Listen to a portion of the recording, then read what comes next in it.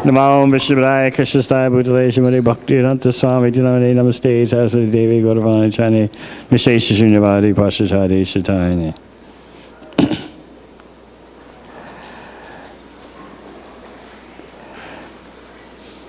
This is my concluding session with you all, receiving your mercy because I have to go early tomorrow morning to fly to Denver to make it in time for their Sunday program.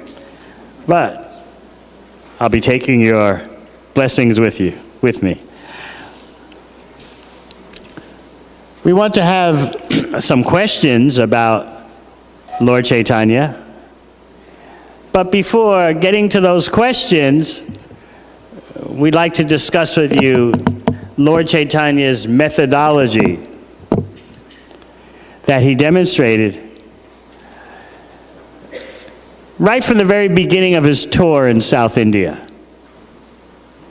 As you know, that tree, the Bhakti Kalpataru, known as Sri Chaitanya Mahaprabhu, that tree of the desire tree of devotional service, began in Navadvip, and then you could say that tree walked throughout South India and then came to Puri, to Vrindavan.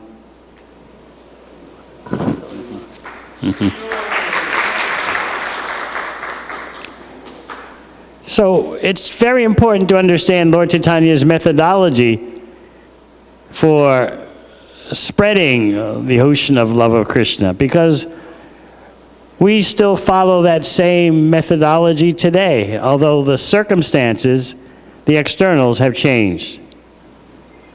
That's because the externals of society have changed. So-called technological advancement, which causes people to be more anxiety and more stressed.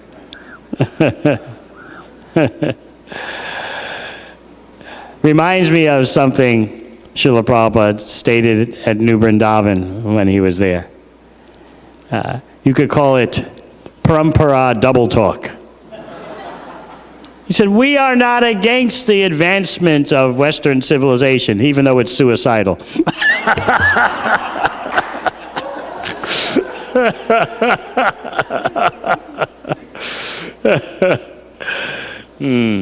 So the externals of society have changed, but Lord Chaitanya's core methodology remains the same. And he demonstrated that during his tour of South India. And every village he walked through, he would do the same strategy. He would be invited for lunch. That's taking alms. And this time, he was invited to lunch by someone known as Kurma Brahmana. The Kurma Brahmana said, please come to my home, as is the tradition. But this Brahmana knew that this is no ordinary sannyasi that he's inviting to his home. Please come to my home. Lord Chaitanya accepted the invitation, and the Brahmana the Kurma Brahmana gave Lord Chaitanya the full Vedic reception for a saintly person. He and his family members washed the lotus feet of Chaitanya Mahaprabhu and then drank that water.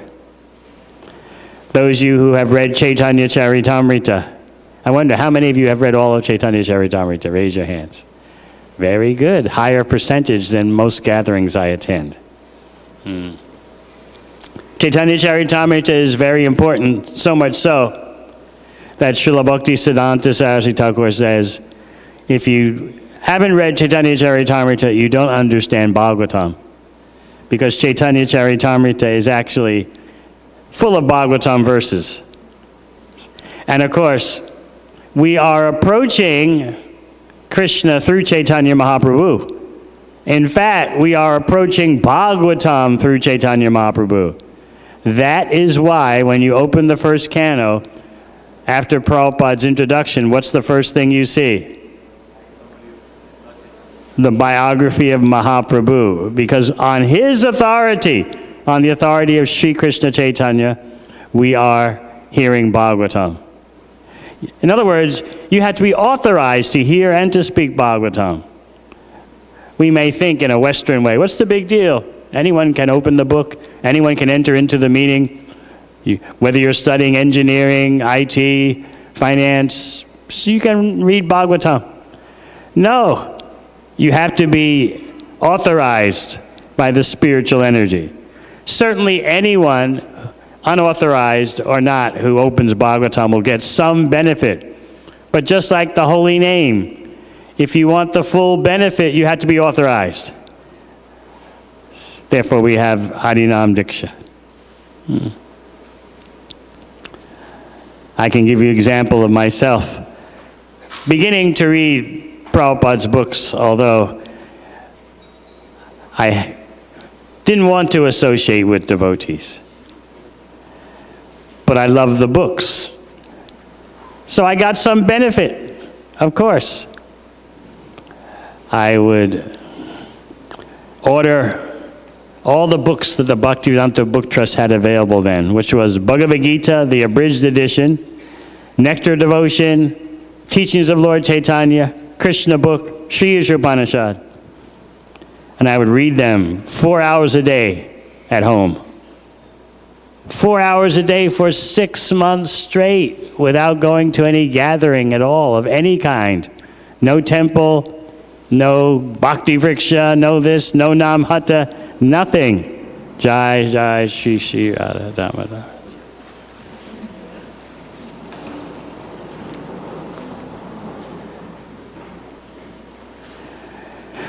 So obviously there was great benefit, but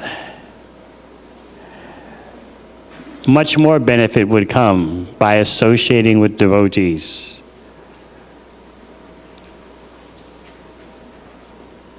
I remember the first time reading about the spiritual world, Krishna Loka, Goloka Vrindavan. I thought, because I was reading on my own with no association, living in New York City, I thought, this Krishna Loka, this Goloka Vrindavan sounds so wonderful.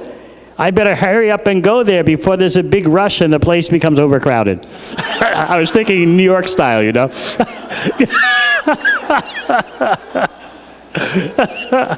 Surely when everyone finds out about the sensation, they're all going to want to go there and the place will be overcrowded. So I better hurry up and go while there's still a place. So that shows you what it's like reading Prabhupada's books without association. The other thing, more embarrassing to say, but since it's my last day here, I'll tell you. I couldn't understand, although I was reading 4 hours a day for 6 months straight, what is this about offering food and taking the remnants? I took the word use literally, remnants. You offer the food to Krishna and then you take the remnants. That means you cook a pot of food, you offer it, and then you throw everything away in the pot after you offer it, and what clings to the bottom of the pot, the remnants, that's what you take. I said, no way I'm doing this. This doesn't make any sense. Yeah. I took the meaning of remnants very strictly. Remnants, what clings to the pot after you throw everything else away. You offered it to Krishna, you have to take the remnants, you throw what's in the pot away. What clings to the bottom, the remnants, that's what you can have for dinner. Can't do that.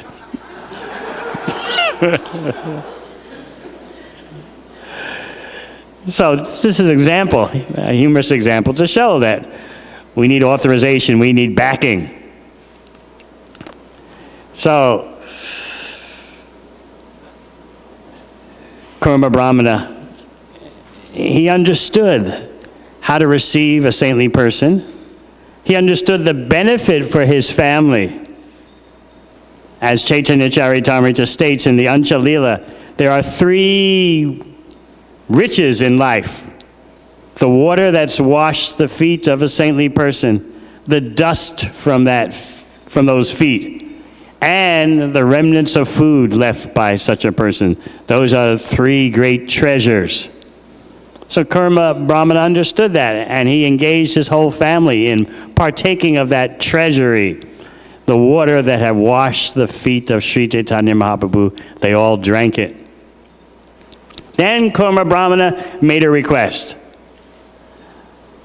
He was a family man, but he requested of Sri Chaitanya Mahaprabhu, I want to leave, take me with you. I can no longer tolerate the waves of materialistic life. The Vishaya Taranga, I can't handle it anymore.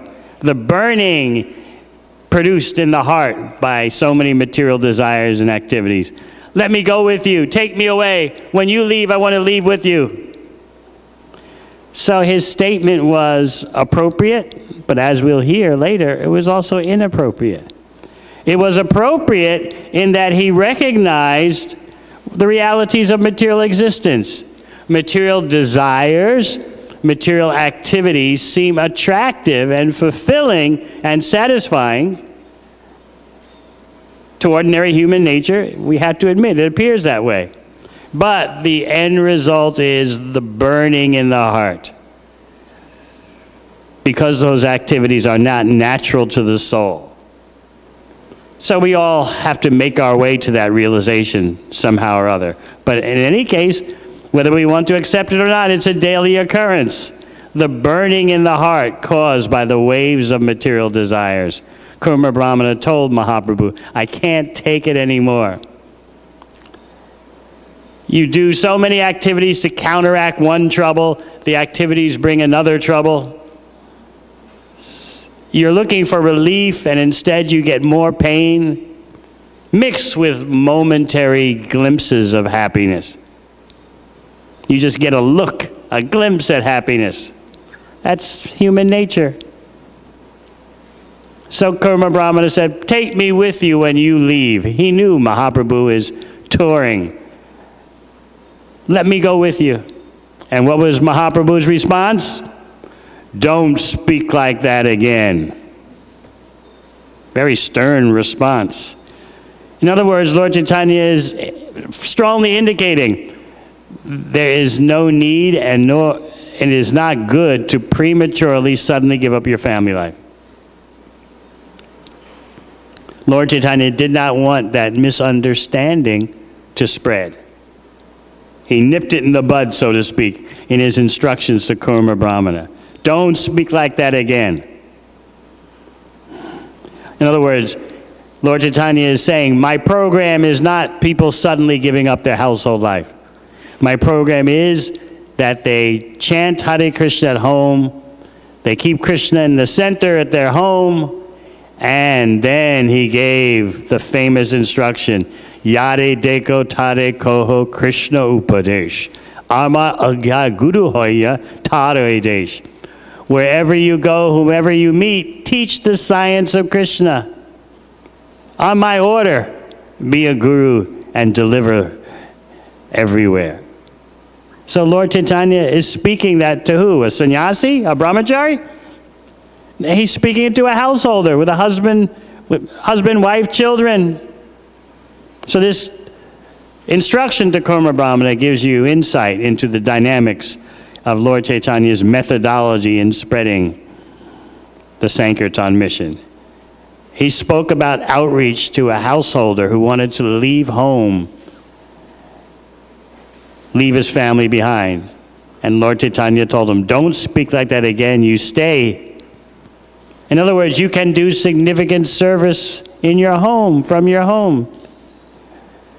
Everyone has neighbors, relatives, friends, some or other in your own way. Teach them the science of Krishna. Some or other in your own way. Engage them in chanting Hare Krishna. So you might think that Mahaprabhu was putting this devotee off, putting Kurma Brahmana off. No, don't speak like that again. You stay at home. You adopt a lower position by engaging whomever you know in bhakti activities. You might think that's a put down. But what was Lord Chaitanya's further statement? He said, if you do this, the ways of material life will never impede your spiritual development. It's a very powerful statement. Your spiritual advancement at home will never be impeded if you adopt this principle of Yare Deko Tare Kohu Krishna Upadesh. Wherever you go, whomever you meet, teach the science of Krishna. On my order you do it. If you do this, you'll never be obstructed at home by the Vishoy Taranga, the waves of materialistic life. Very descriptive phrase, Vishoy Taranga. You can see the ocean of samsara, the ocean of repeated birth and death has waves, bigger and small. Sometimes we say, oh, that was just a small wave. It's all right. It's a good day. Then a tsunami comes. Oh, my goodness. Everything is going down the drain. And then there's some relief. Oh, now there's just a small wave coming. I can take care of that. I'm expert at home, expert in my job. Small waves, no problem. I'm a competent person. That's why Shukadeva Goswami says in the 12th canto, predicting the coming of the age of Kali, he says, Daksham Katumba Bharanam. In the age of Kali, if a man can maintain one wife and 2 children, he's considered to be expert. And it's a fact, you can see, right? If you know anyone who's maintaining their family, with small family, couple of children, oh, you're doing very nicely. We take that as standard. Whereas Shukadeva Goswami is pointing out that this is a symptom of the age of Kali, that a man has to be glorified just for maintaining a small family. Of course, we want to appreciate both men and women who are taking care of their family, but understand Shukadeva Goswami's angle. I remember as a little boy in New York City, there's no internet then, so all the bills, they came through the mail. And so the bills would accumulate during the week. They'd come in, and then my father had a special antique little desk. And every day when the bills came, he would put the envelopes of the bills on his desk. And then Saturday morning, he would take out a special ornate letter opener and open the envelopes containing the bills, and then he would write checks sitting at that antique desk. So I was always wondering, why all this decorum? Why all the fancy letter opener, the fancy desk to pay bills? Of course, I should have been more grateful and appreciated the fact that Father was taking care. But still, I was wondering, it was like he was performing arty, all the paraphernalia, and so it's a wonder he didn't do Akshman first before. So I was observing as a little kid. He's dealing with bills, yet no doubt he's getting a taste from supporting his family. But that's just an example of how we're actually dealing with the waves of the ocean of material existence. And we even try to surf in those waves. So again, I certainly appreciate that he's taking care of his family. But at the same time, how can we relish such inferior waves composed of the material energy, forgetting the waves in the ocean of bhakti rasa? So Lord Chaitanya told Kurma Brahmana that if you do what I say, distribute my mercy to others according to your capacity. Lord Chaitanya, notice, didn't say how many persons you should meet.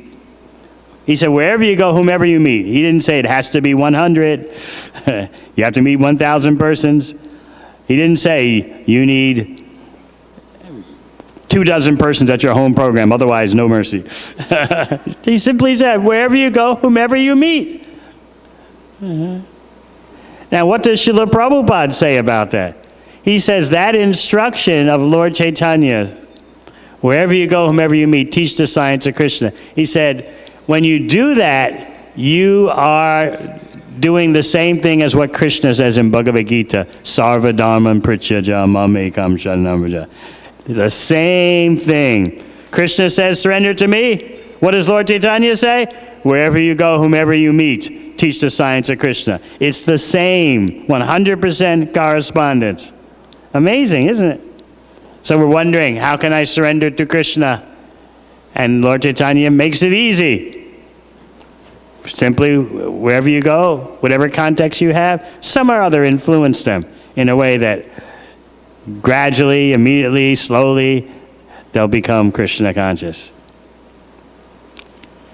So Lord Chaitanya said, you do this, your home life will never be impeded. Your spiritual progress will go on.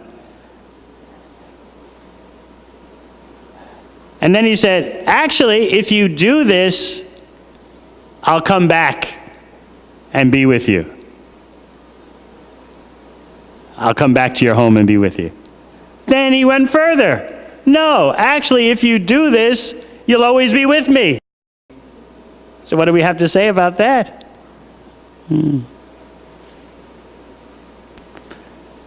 After giving that instruction, Lord Chaitanya left the home of Kurma Brahmana to continue on his way. Kurma Brahmana followed him for a great distance and then went home. And Lord Chaitanya would go to house after house, village after village, and do the same routine. Literally spreading the ocean of mercy door to door. There was one Brahmana named Vasudeva, who was a leper. His whole body was filled with worms. Yet he was so advanced that if a worm would fall out from a hole in his body, he would pick the worm up and put it back in. Don't worry, you're not to imitate this. But he was living Krishna's instruction in Bhagavad Gita. Pandita Samadarshana, seeing all living entities as equal. Everyone should get their food. Why shouldn't the worms get their quota? If my body is the quota of the worms, let the worms have their quota. He heard about Sri Chaitanya Mahaprabhu. He wanted to see him. He heard that he was at the house of Kurma Brahmana. But when he got there to the house of Kurma Brahmana, he saw the obvious, that Lord Chaitanya had already left. Vasudeva collapsed unconscious on the ground. That was how great his desire was for the association of Sri Chaitanya Mahaprabhu. You remember yesterday we talked about the reaction in Navadvip at the house of Shachi Mata when Chandrasekhar Acharya Ratna, brought the message from Mahaprabhu that I'll be wandering in the forest searching for Krishna. In other words, I've taken sannyas. Remember, all the associates of Mahaprabhu in Navadvip wanted to die immediately. Advaita Acharya completely, suddenly collapsed on the floor. Shachi Mata became like a stone statue. All the devotees made a plan to give up their body. Advaita Acharya said, I can't give up my body during the day because everyone will know and they'll stop me. But when night comes, you can be sure that's what I'm going to do. I'm going to give up my body. This is how attached they are to Lord Chaitanya. They thought they'd never see him again. Of course, in a few days, they would meet Lord Chaitanya at the house of Advaita Acharya, but this is before they were made aware of that. So when Vasudeva, the leper, heard that Mahaprabhu had gone already, he collapsed on the ground.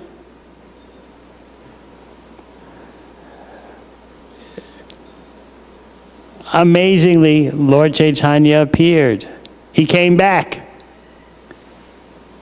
Being the super soul in everyone's heart, he knows. He came back and he embraced the leper, the most untouchable body. Lord Chaitanya embraced the leper. And by Lord Chaitanya's embrace, that leper, that body full of leprosy became most beautiful.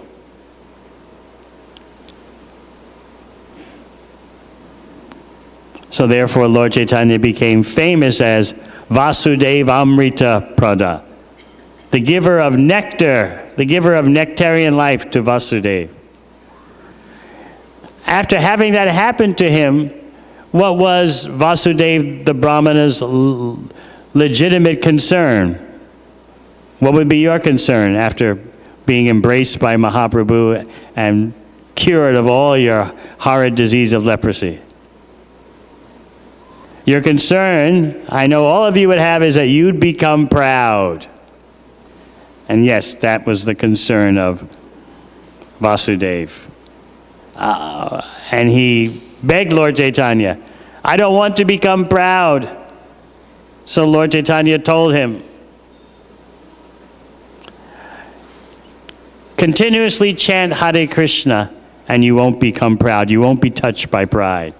Because what happens when we try to hear the Hare Krishna mantra? We realize more and more, increasingly, day by day, Durdaivam Idrasa Mahajani Nanuraga. I'm so unfortunate. I have no raga. I have no attraction for the holy name. The more we try to hear, the more we realize there's so much more to hear. Therefore, Rupa Goswami describes what chanting Hare Krishna is like on the liberated platform. He says, I wish I had thousands of tongues. One tongue is not enough. I wish I had thousands of ears. 2 ears is not enough. I don't know how much nectar is contained in Krishna, the holy name.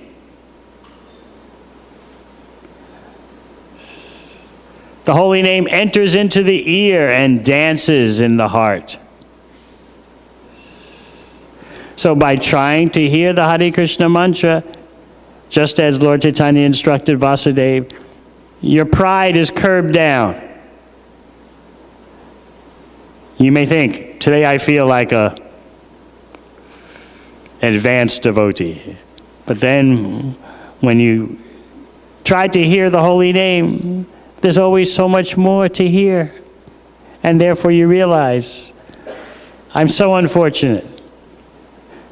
Especially since the greatest chanter of the holy name, Sri Chaitanya Mahaprabhu, says, I've got no taste.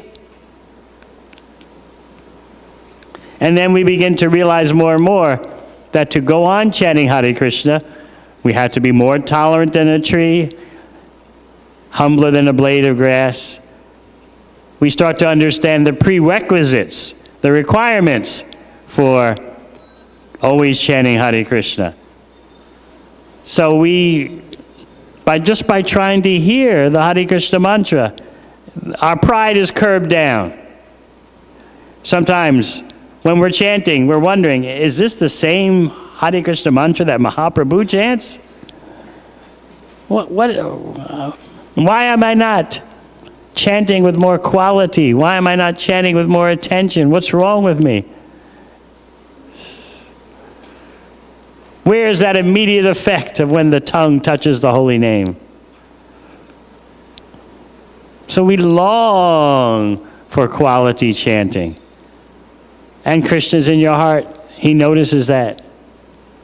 And he makes arrangements to fulfill our desire. In his own time. Krishna is not under our control. Until a devotee reaches the stage of pure love, when Krishna is eager to come under the control of his devotee. Just like Yudhisthira.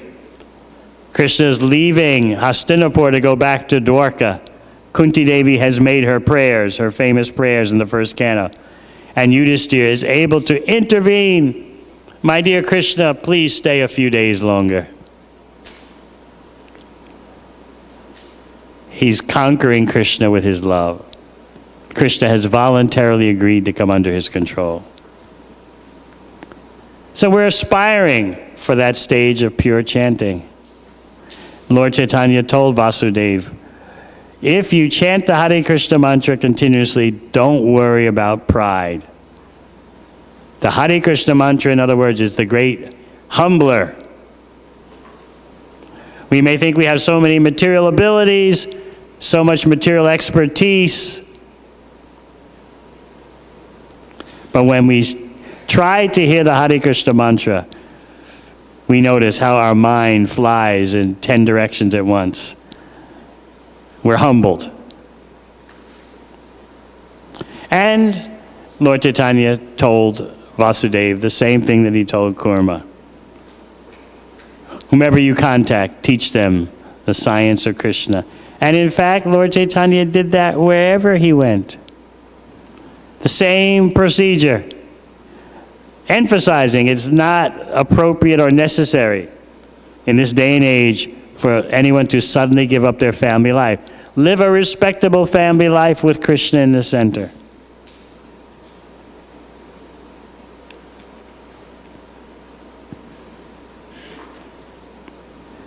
So here we are benefiting from Lord Chaitanya's instruction, giving the same instruction that Krishna gave, making it easy for us.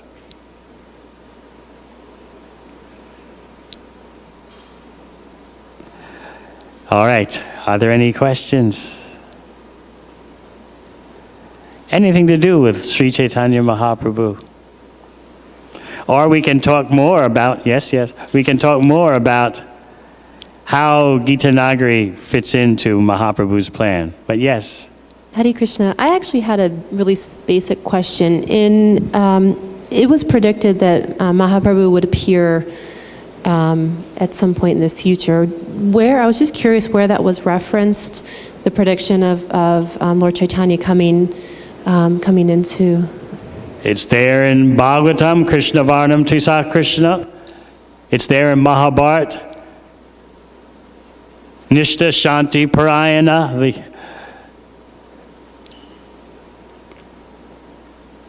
He's there in the Upanishads, but you have to know what you're looking at. You have to be like a biologist who's trained to look through a microscope and recognize what you see. That's what I was curious about. You study biology? Biochemistry. Aha. Oh, so I hit the bullseye, huh? Must be my intuition or something. I didn't know that. If you haven't studied biology or biochemistry, something can be right on the slide in the microscope right before your eyes, but unless you're trained, you don't know what you're looking at. Similarly, something is right there in the Shastra. Unless you're trained, you don't know what you're looking at. That's why when you read an inappropriately translated Bhagavad Gita, you wonder, how can someone mangle and distort Bhagavad Gita in such a way? I remember, I've said this sometime before, but maybe not in this audience. During my university years, I decided to study Hinduism. And there's one problem, though, that the class in Hinduism at Yale University, taught by world-famous professor, the class met at 8 a.m. And being a typical student of the day, we didn't take any classes before 11 a.m. because our schedule was go to sleep at 2 in the morning, get up at 10, dash off to class. But to study Hinduism, I decided to make the supreme sacrifice. I surrendered to an 8 a.m. class. So, the alarm clock rang at 7:30. I quickly got myself together, raced off to class. And the first day of class, the professor gave the overview. He said, we're going to be studying this, studying that. My first assignment is that you read a section of the Upanishads and write an essay on what you think it means. So I thought to myself, wait a minute. I didn't get up early in the morning to come to class just for a professor to tell me to speculate. I could do that at 2 o'clock in the morning with my friends. What is life? What is meaning? It's all a dream. What is real? What is not real? We could do that in the wee hours of the morning. Why do I have to get up in the morning to go to class to do that? So I decided, I'm not taking this course. He's a world-famous professor, but sorry. What I'm going to do is get the reading list for the course and go to the university bookshop and get all the books and read them on my own. I was serious. I wanted to know, I wanted to understand. So I did that, and one of the books was Bhagavad Gita. And the translation and commentary was by one British person. So, and remember, this was back in the time when all the students were activists, anti-imperialists, anti-colonialists, anti-this, anti-that, anti-everything except sense gratification.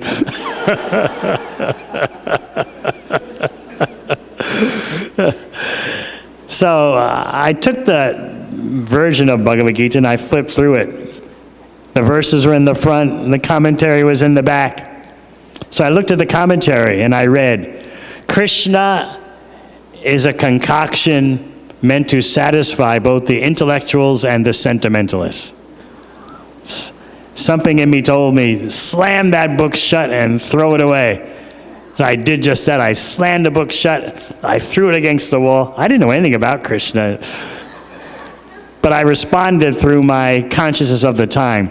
Just see this British colonizer ruining the native people of India's book. Just see this imperialist exploiter.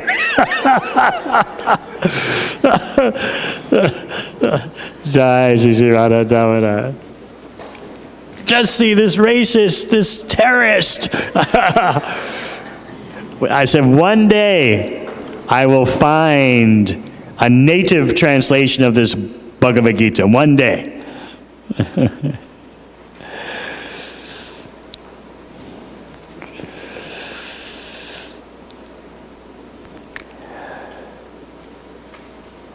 So that is an example of how easy it can be to be misled without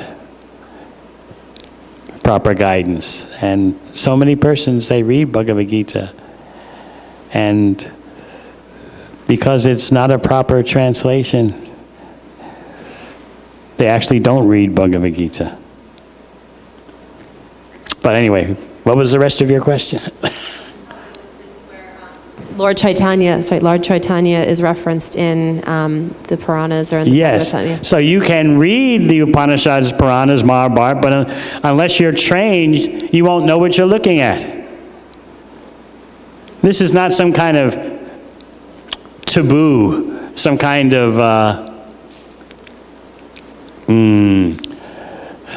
Gaudiya Vaishnav, cultural taboo. You don't know, therefore you can't read. Because, let's explain it this way, Vedic knowledge is state-specific. I described this in the book Searching for Vedic India. This is a different way of looking at knowledge than the Western consideration. That knowledge is state-specific means according to your state of consciousness, that's what you can understand. According to the purity of your consciousness. Whereas the Western system of acquiring knowledge says, well, they don't even know what consciousness is. So what to speak of the level of your consciousness or the purity of your consciousness? The Western system is never mind what your behavior is, because there's no absolute standard for human behavior. You can indulge in all kinds of activities, which any civilized man would call abominable, but that doesn't affect your intelligence.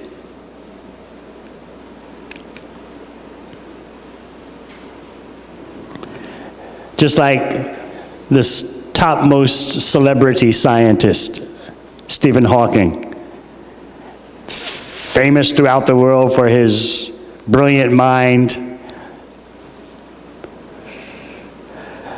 famous for writing a book called The Brief History of Time that everyone has on their coffee table, but no one can understand it. One of those kind of books. So he's in the topmost celebrity scientific status. But what is his behavior? He's been paralyzed completely for so much of his life. He even needs a synthesizer to speak because his voice muscles don't work. The whole body is paralyzed. Yet, he is proud that although he had a wife who's taking care of him hand and foot all his life, he's very proud that he had an affair with his nurse. And he told his children when they asked him, "Why did you do this?" He said, "I just wanted to show the world I could do this." And this is the foremost genius, foremost intelligence. So according to the Vedic science of knowing, your behavior affects what you can know. According to the Western system, your behavior is one thing, but your IQ is another thing. But the Vedas don't see it that way. According to your behavior, you're covered by various modes of nature, which allow you to perceive varying things. So knowledge is state-specific. That means what you can know depends on who you are. Who you are means what is your level of consciousness? What is the purity of your consciousness?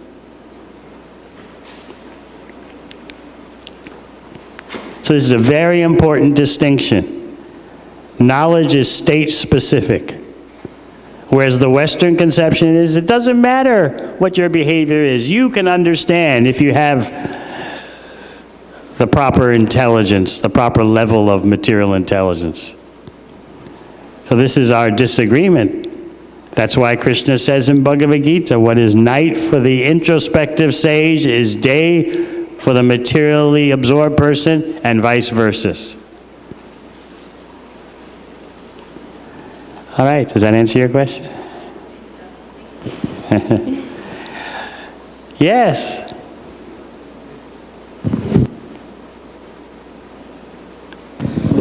Hare Krishna Maharaj, very nice class. Maharaj, you are referring to the Pandita Samadarshana verse in your Yes. lecture. So with regard to that, the question is, on a day-to-day basis, like, so if we are a grahastha, we handle wife in a different way, children in a different way. In the office when we go, we handle the subordinates in a different way, the superior in a different way, colleagues in a different way. So how do you practically apply saying that everyone is equal and everyone should be treated equally? What does that really mean? You see that all living entities are part and parcel of Krishna, and you act toward them in a way that somehow you can benefit their spiritual life. Maybe not immediately you can figure that out in every circumstance, especially at the workplace. Workplace mostly means drama, theater, right? You have to act. You have to convince everyone that your life and soul belongs to the company. Or if you're a boss, you have to convince your subordinates that their life and soul belongs to you. So everyone's putting on a drama. But you know what everyone is thinking at the workplace. When will the holiday come? When will the end of the day come? Or when will I get your post? Meanwhile, in front of you, they're being very humble. Yes, yes, whatever you say. But inside, they're thinking, when will I get your position? So work life is theater.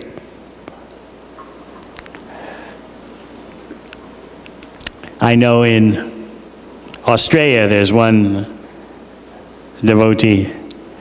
He's in IT, of course. He's Malaysian Indian. His family line is from South India, but he grew up in Malaysia, and then he moved to Australia. So he's in his 30s. He knows the IT scene. He knows what the human resources persons who hire IT people on contract, he knows what they're thinking. He's got that mastered. They're thinking, this is what he told me anyway, they're thinking, when it comes to hiring IT people for contracts, we want the Indians because they'll work harder for less pay. But at the same time, their stereotype is that they are not good for teamwork. They'll have their cubicle. This is the stereotype. This is their notion. They'll have their cubicle with maybe pictures of the devas on the cubicle, and they'll keep to themselves. They won't mix. In Australia, people, even much more than America, are very open and casual about relationships. But they know, we hire the Indian IT person, he won't go out drinking with us. Probably he's a vegetarian, so when the team goes out for drinks at the bar, he won't come, but he'll do his work better than anyone.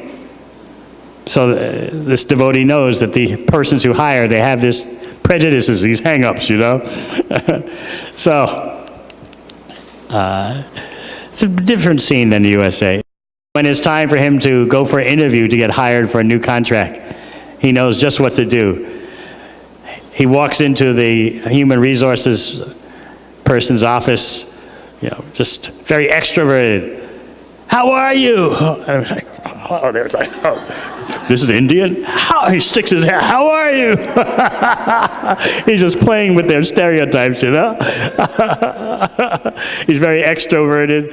And then the human resources person, he told me this, the human resources person is asking him questions like, what do you do in your free time? And he said, what do I do in my free time? I chant Hare Krishna. Why do you do that? Because it relieves me of all my stress, and the next morning I can come back to work fired up and ready to do more. Wow!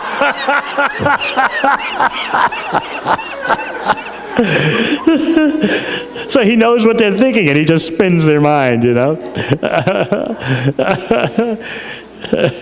So work life is that. It's a drama. Seeing all living entities as equals means to see that they're part of Krishna, but you have to know what Krishna wants, and you don't compromise Krishna's interests. Seeing all living entities as equal doesn't mean whatever happens, happens. No, this devotee, he wants the job because he has a Krishna-conscious family to maintain, and he also has outreach that he wants to maintain, so therefore he sees everyone as part and parcel of Krishna, but he also knows that I want to deal with persons in such a way that the best outcome for Krishna's service happens. Because that's what all living entities are meant for, the best outcome for Krishna's service. And as we advance, we increasingly get to see that more and more. How to treat others in the best way for Krishna's purposes, because Krishna contains everyone. So it's not that by acting for Krishna's pleasure, that means you ignore everyone else. That's why in Bhagavad Gita, Krishna says, you approach a spiritual master, and then in the next verse, he describes the result of your approaching a spiritual master. Yajgatva na punamoham. You won't be in illusion anymore. You'll see that all living entities are my parts and parcels. So it's not that if you focus on Krishna, that means automatically you ignore everyone else. Focusing on Krishna means you know how to deal with all of Krishna's energies. That's full Krishna consciousness.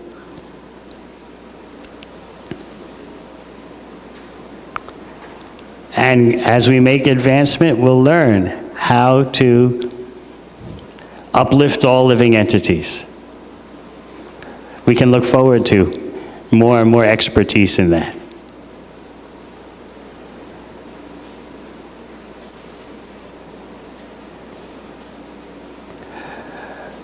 Anything else? Yes. Hare Krishna. Maharaj, this morning you were talking of how you were warning us that how sometimes at the universities we say you chant Hare Krishna to reduce stress, and you made the point this morning that how we have to be careful when the presentation is that way. And on the other hand, I was also thinking the point of some or other we try to get students to chant Hare Krishna. So where is the balance? Like, where do we actually, because we want like, okay, even for stress processing, okay, you chant Hare Krishna, some or other get everyone to chant. So how do we balance the two? Yes, students these days are very stressed out. Everything is so competitive. They don't, what they're studying by the time they graduate could be outmoded. What's competitive for the job market today, tomorrow, everything can change. So they're in such anxiety. When I'm speaking at universities, sometimes the students interview me for student news media, and they all say the same thing. We're so stressed out. We're in such anxiety. Everything is so competitive. So you have to be careful in presenting Hare Krishna mantra for stress relief.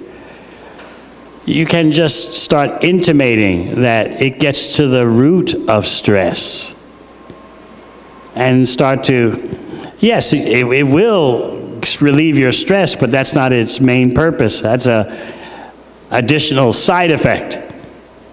So you sympathize that they're stressed out, but you start letting them know that there's a root of that stress, and the Hare Krishna mantra will illuminate the root of that stress and help you to get to that root. And then they say, oh, so the stress has a deeper cause.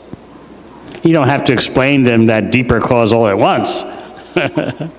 Anyway, that's how I go about it. I also tell them that stress and anxiety is nature's way of showing you that your life is going up the wrong road. It's a reaction from nature. It has a constructive purpose, in other words. Stress and anxiety have an instructive purpose from nature. People like learning from nature. So this is what nature is trying to teach you through stress and anxiety. That your life is going in the wrong direction. So the Hare Krishna mantra gets to the root of stress and anxiety by relieving you from your bodily conception of life, cleansing the dust from the mirror of consciousness, and then I explain in English, Cheto Darpanam Arjanam, Bhava Maha Davagni Nirvapanam. So it's all about being careful and sensitive to Krishna's holy name.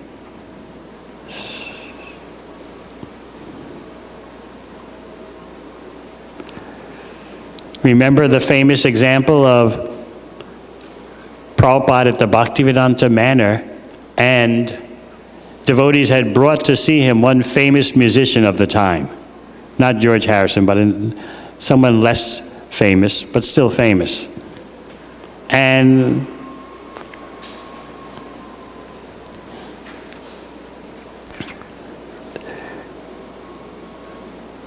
Prabhupada began explaining something to this musician, but he wasn't giving the full dose.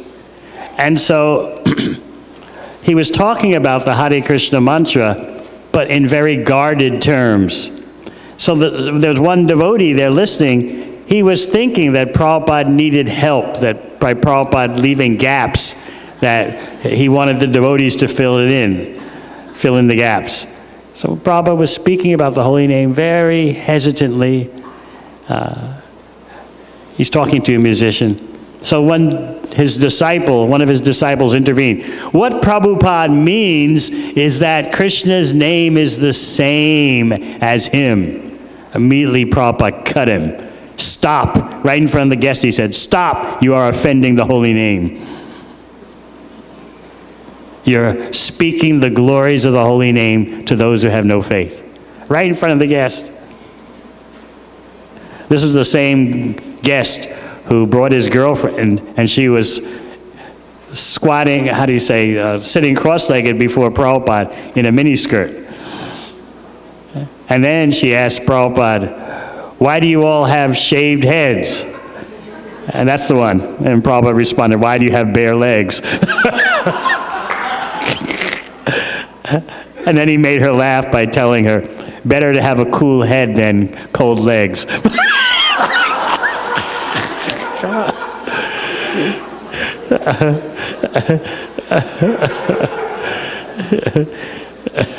You have to be careful about saying things like that.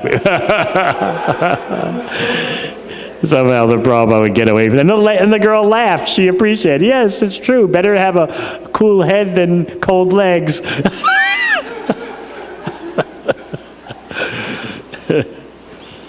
Other questions? Yes.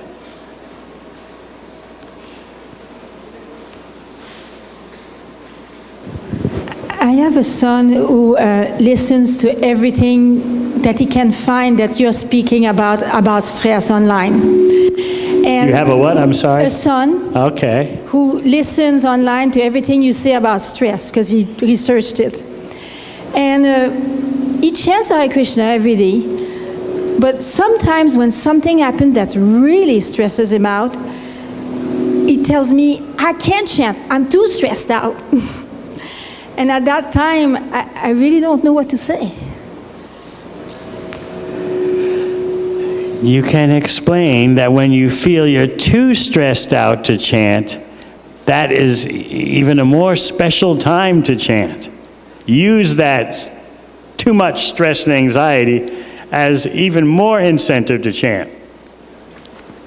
Teach him the art of utilizing everything for the highest purpose. So he can take that increased stress as an opportunity to increase his chanting. So yes, first recognize this is too much stress. Oh, this is too much. And then realize this is a great opportunity for more chanting. So you change your vision of that stress and anxiety and see opportunity in it. Just like the word Maya means both illusion and mercy. For the struggling conditioned soul, Maya is illusion. For the advanced devotee, Maya is mercy because Maya chases you back to Godhead. Just like you're walking down the street and one little dog comes chasing you and you start running. The dog is nipping at your heels. You run faster. So for the advanced devotee, Maya becomes like that. An inducement, motivation to go back to Krishna quicker. These are the various stages in the development of the bhakta, the Krishna devotee. But it's natural to not want to be stressed out and full of anxiety. Anxiety and stress can be more painful than any physical condition. Still, the bhakti yogi knows how to use everything in Krishna's service, even stress and anxiety. Maybe he doesn't learn this art overnight, but still, it's the direction where he should be moving in.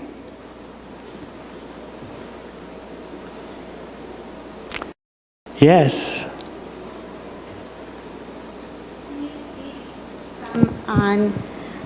Thank you very much for the wonderful class.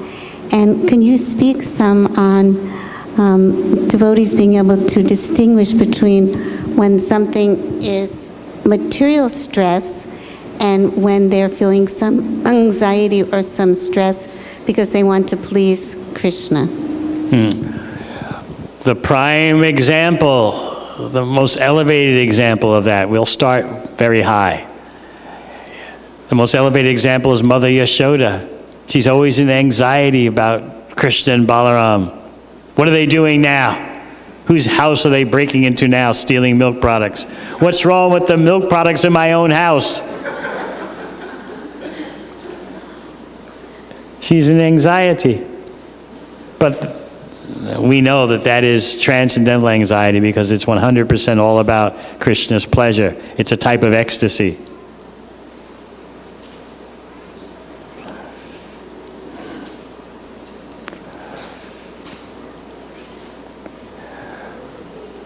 Our day-to-day anxieties in pushing on our Krishna conscious life, we may not feel so transcendental about it. But if we use everything as an opportunity to increase the quality of our chanting, then gradually we'll see how our anxieties to serve Krishna are transcendental.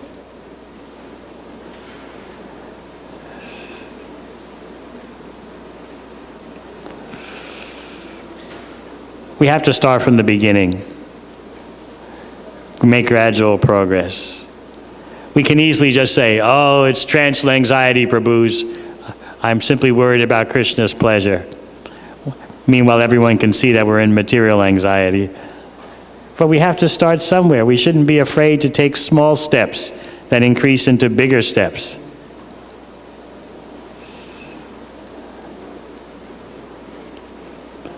Just like Prabhupada writes in the 10th canto, showing you what life is like on the highest level. Just like Vasudeva and Devaki were in anxiety about Krishna appearing in the prison cell at Kamsa. Srila Prabhupada said, similarly, we are in complete anxiety that any moment throughout the world this Krishna conscious movement can stop. So how that anxiety is completely transcendental, gradually we become more and more aware.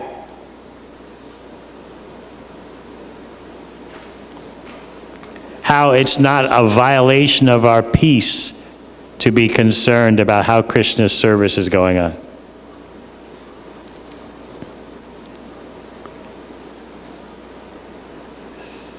Lord Chaitanya's mission is dynamic. The more we partake in that, the more we start to realize that the anxieties undertaken on behalf of serving Krishna are extraordinary. They're not normal. It takes time, though. But what else is our life meant for than to gradually develop these realizations? But you have to start somewhere.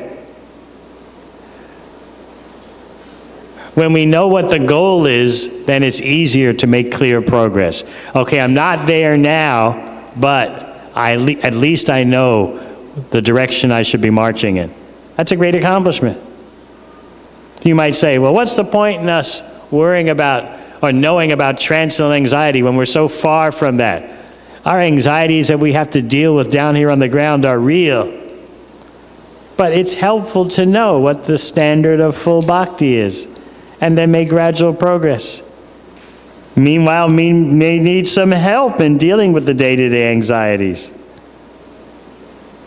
That's why we have devotee counselors, devotee therapists, to help us deal with our conditioning while we keep in mind what the goal is. Bhakti is practical. It's the art of the possible. Look at Arjuna in the first chapter of Bhagavad Gita. Total anxiety, practically psychological breakdown.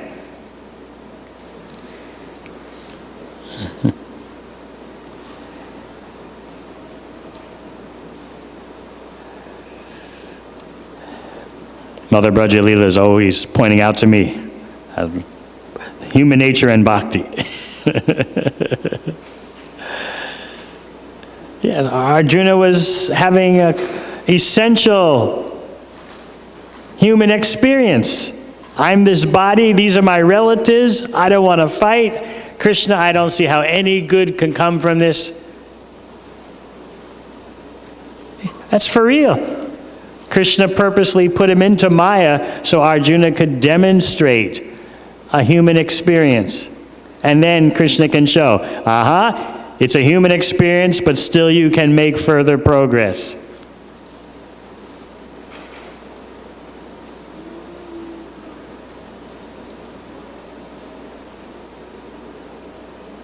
Arjuna is telling Krishna, let's just stick to this platform.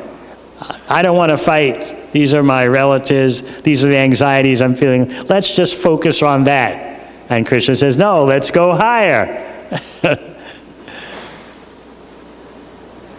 So we can see that in our life as devotees.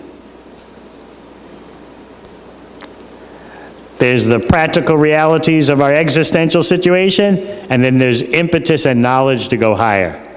We have to address the whole package. Bhakti is the art of the possible.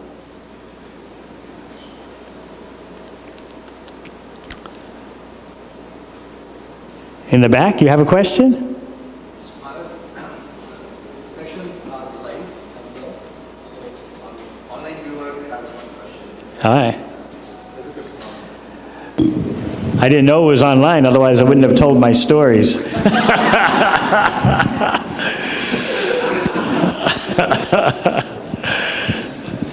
So one of the viewers is asking a question related to the concept which we were talking about a few minutes ago, that consciousness and material knowledge are two different things. About knowledge being state-specific? Yes. So the question here is, to gain material knowledge, if consciousness does not matter, what does it mean to have high IQ? First of all, IQ is disputed even materially as a suitable standard or indicator of intelligence. But even if you want to talk about material intelligence, whether represented by IQ or SATs or whatever, that's your karma, your karmic packaging.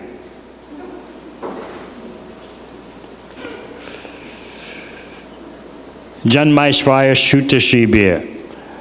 Queen Kunti Devi summarizes the four karmic packagings.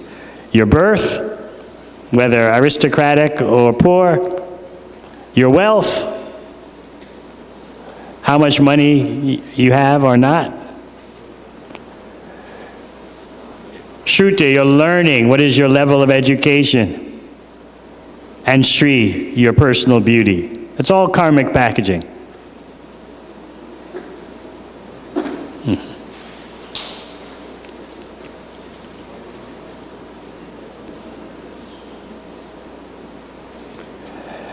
So your question is? So the online viewer asked a question, to gain material knowledge, if consciousness does not matter, what does it mean to have high IQ? Consciousness always matters because you can't perceive or be aware of anything without consciousness. But your material consciousness allows varying degrees of intelligence based on your karma.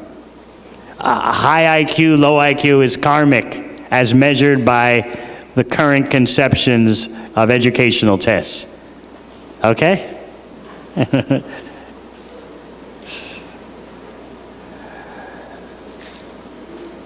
We want spiritual IQ. That means matasmitir gyanam apohanam cha, sarvasya chaham hridi sanivishtu. Krishna is in everyone's heart. From him comes knowledge, remembrance, and forgetfulness. That's the real understanding of how knowledge is revealed. As we heard this morning, Divya Gyan Hriday Prakashito. From within the heart, knowledge is illuminated. Just like Brahma, Tene Brahma Hida. Knowledge was revealed within the heart of Lord Brahma. That kind of knowledge and awareness of it is beyond karmic packaging as measured by things like IQ or college admissions exams.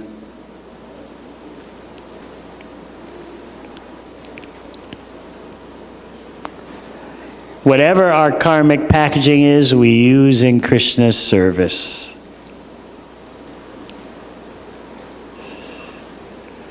Then our life is successful.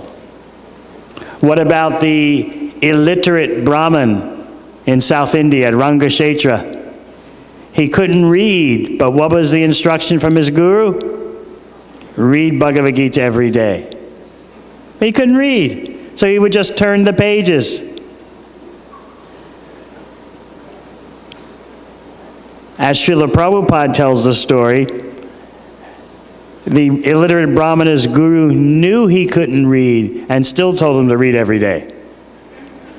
What do you think about that? Better change gurus, huh?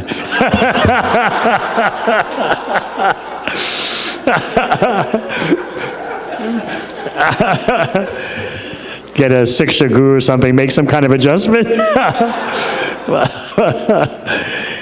But the illiterate Brahmana's guru knew he couldn't read and still told him, read Bhagavad Gita every day. And so all he could do was turn the pages and make like he's reading. But Lord Chaitanya saw him and saw, what is this? I see tears in your eyes. Why is that? If you're illiterate, if you can't read, and you're turning the pages just because your guru told you to try to read, why are there tears in your eyes? And the illiterate Brahmana said, it's because on every page I see Krishna driving the chariot, Parthasarathi of Arjuna. And when I think of how the Lord becomes subordinate to his devotee, tears pour from my eyes. So what did Lord Chaitanya say? What is your IQ?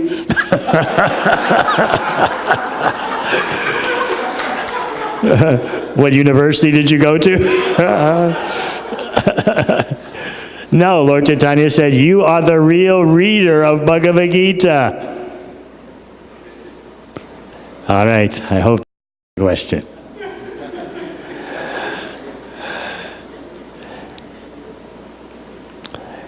So it's been very nice being with you all. I thank you very much. Hare Krishna.